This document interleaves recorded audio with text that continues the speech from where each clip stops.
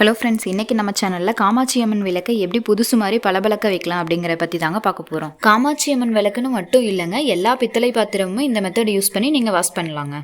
First ஒரு அகலமான பாத்திரம் எடுத்துக்கலாங்க. அதில் கொஞ்சமாக புளி, எலுமிச்சம்பழம் சேர்த்திக்கலாங்க. அது கூடவே கொஞ்சமாக நம்ம பித்தாம்பரி பவுடர் சேர்த்திக்கலாங்க.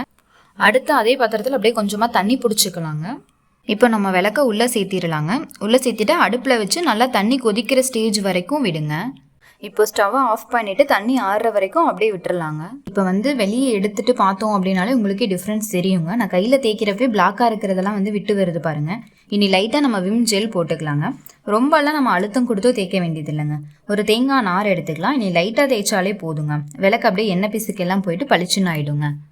அவ்வளோதாங்க, விளக்க சுத்தமாக வாஷ் பண்ணி எடுத்து வச்சாச்சு. இதை கொஞ்ச நேரம் நம்ம விண்டோ சைடு கூட வச்சுக்கலாங்க. இல்லைனா ஒரு டிஷ்யூ வச்சு கூட அந்த ஈரத்தெல்லாம் தொடச்சி எடுத்து வச்சுருங்க. விளக்கு பார்த்திங்கன்னா வெள்ளிக்கிழமை செவ்வாய்க்கிழமையிலாம் வாஷ் பண்ணக்கூடாது அப்படின்னு சொல்லிட்டு ஒரு ஐதீகம் இருக்குங்க. நீங்கள் எப்போவுமே முன்னாடி நாளே விளக்க சுத்தம் பண்ணி எடுத்து வச்சுக்கோங்க. அதே மாதிரி விளக்கு எப்போவுமே டைரெக்டாக கீழே வைக்கக்கூடாதுங்க. ஒரு தட்டில் வச்சு தாங்க நம்ம எப்போவுமே விளக்கேற்றணும். இன்றைக்கி செவ்வாய்க்கிழமையும் கூடங்க, அதனால் நம்ம வெற்றிலை தீபமும் போட்டாச்சுங்க. சரிங்க, நம்ம நாளைக்கு ஒரு ஷார்ட்ஸில் பார்க்கலாங்களா?